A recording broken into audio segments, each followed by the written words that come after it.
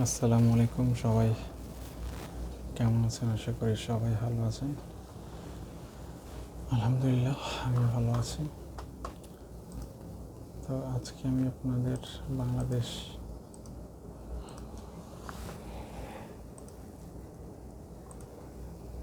প্রতিদিন থেকে কিছু নিউজ পড়ে শোনাবো।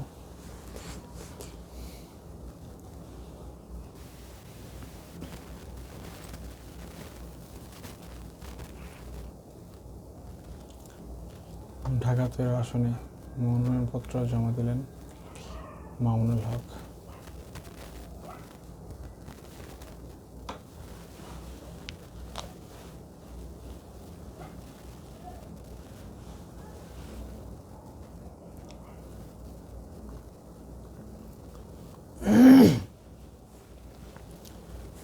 ঢাকা 13 আসনের জন্য মনোনয়নপত্র জমা দিয়েছেন বাংলাদেশ খেলাফত মজলিসের আমির মাওলানা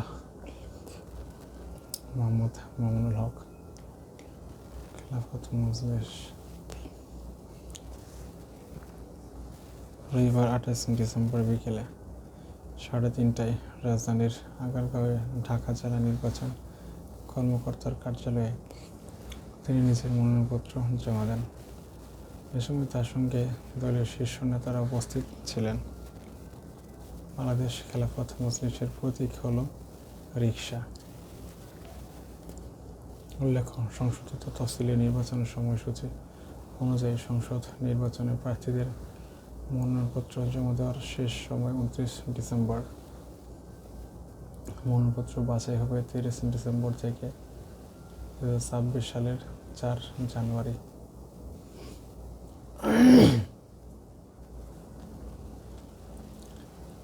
পর্যন্ত রিটার্নিং কর্মকর্তার সিদ্ধান্তের বিরুদ্ধে আপিল দায়েরের 5 জানুয়ারি থেকে 9 জানুয়ারি আপিল নিষ্পত্তি হবে। 10 থেকে 18 জানুয়ারি পর্যন্ত প্রার্থিতা প্রত্যাহারের শেষ তারিখ। 20 জানুয়ারি রিটার্নিং কর্মকর্তা চূড়ান্ত প্রার্থী তালিকা প্রকাশ করে প্রতীক বরাদ্দ করবেন। 21 জানুয়ারি নির্বাচনী প্রচারণা শুরু হবে 22 জানুয়ারি। প্রচার চালানো যাবে 10 ফেব্রুয়ারি সকাল 7:30 পর্যন্ত। আর ভোট গ্রহণ 12 ফেব্রুয়ারি।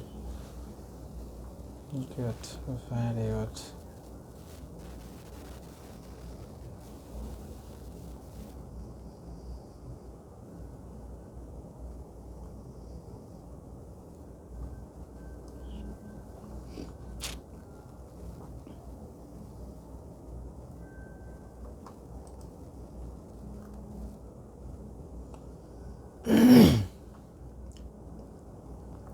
ইসলাম আন্দোলন ক্ষমতার পাগল নয়, ফয়জুল করিম।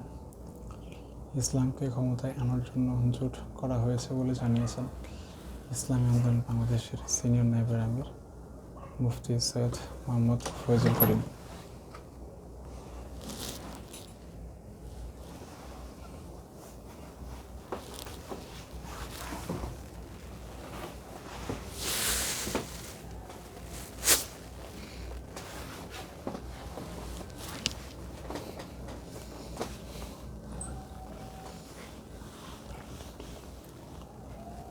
রবিবার রিটার্নিং কর্মকর্তার কাছে বরিশাল 5 ও 6 আসনে প্রতিদ্বন্দ্বিতার জন্য মনোনয়নপত্র জমা দেওয়ার পূর্বে সাংবাদিকদের কথা বলেন তিনি।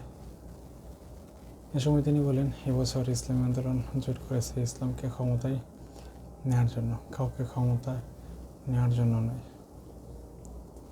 কোনো দল বা ব্যক্তিকে ক্ষমতায় নেওয়ার জন্য ইসলামী আন্দোলন ছাড় দেয়নি।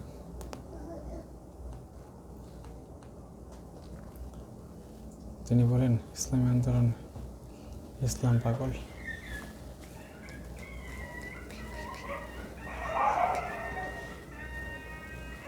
বাংলাদেশের পাগল, ক্ষমতার পাগল নয়।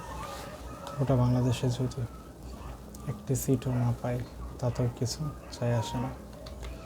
8 দলীয় জোটের কয়টি আসন চাইবেন জানতে চাইলে সাংবাদিকদের তিনি বলেন, ইসলামী 8 দলের এক বাক্সের নীতি চরমোনাই পীর ঘোষণা করেছেন। এর আগে তো কেউ ঘোষণা করেনি। সেখানে আমরা সিট চাইব কেন?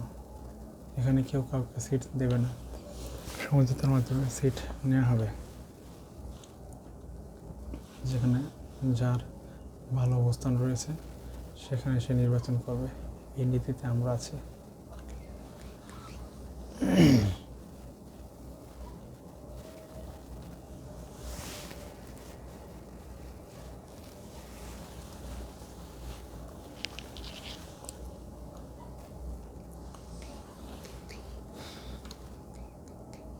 মনোনয়নপত্রে স্বাক্ষর করলেন তারেক রহমান।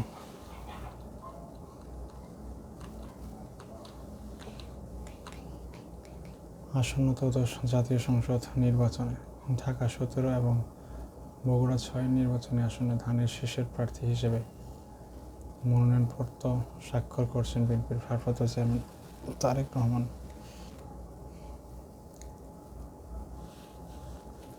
রবিবার সন্ধ্যায় বিএনপির চেয়ারপারসনের গুলশান কার্যালয়ে সংশ্লিষ্ট আসন দুটি দলীয় সমন্বয়কের সঙ্গে নিয়ে মনোনয়নপত্র স্বাক্ষর করেন তিনি।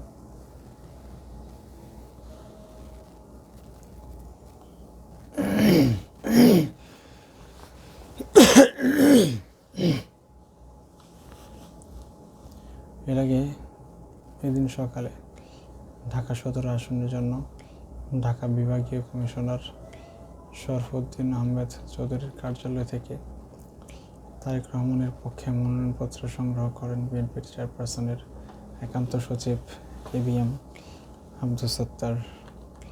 এছাড়া দুপুর 12:30টার দিকে বগুড়া 6 আসনে জেলা প্রশাসক রিটার্নিং অফিসার তৌফিকুর রহমানের কাছ থেকে তারেক রহমানের পক্ষে মনোনয়ন ফরম সংগ্রহ করেন নেতাকর্মীরা।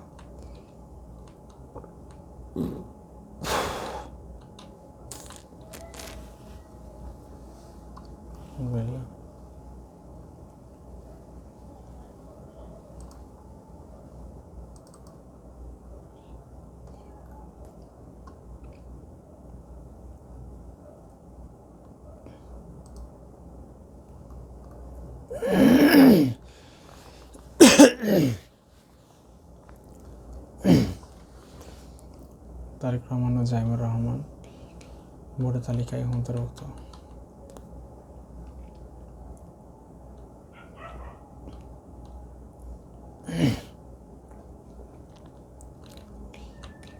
বিএনপির ভারপ্রাপ্ত চেয়ারম্যান তারেক রহমান ও তার মেয়ে ব্যারিস্টার জাইমুর রহমান ভোটার তালিকায় অন্তর্ভুক্ত হয়েছেন। দলটির মিডিয়া সেলের সদস্য শাইরুল কবির খান এই তথ্য নিশ্চিত করেছেন। শাইরুল কবিরের দেয়া তথ্য অনুযায়ী নির্বাচন কমিশনের প্রক্রিয়ার মাধ্যমে ভোটার হিসেবে তারেক রহমানের নাম অন্তর্ভুক্ত হয়েছে। এদিকে রবিবার নির্বাচন কমিশনের জনসংযোগ শাখা থেকেও এ তথ্য নিশ্চিত করা হয়েছে। এর আগে 27 ডিসেম্বর আগারগাঁওয়ে নির্বাচন কমিশনের কার্যালয়ে যান তারেক রহমান। সেখানে ভোটার হিসেবে নিবন্ধন ও জাতীয় পরিচয়পত্র পাওয়ার জন্য প্রয়োজনীয় প্রক্রিয়া সম্পন্ন করেন তিনি।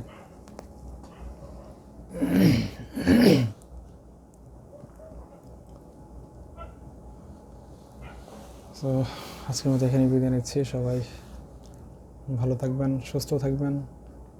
আল্লাহ হাফেজ।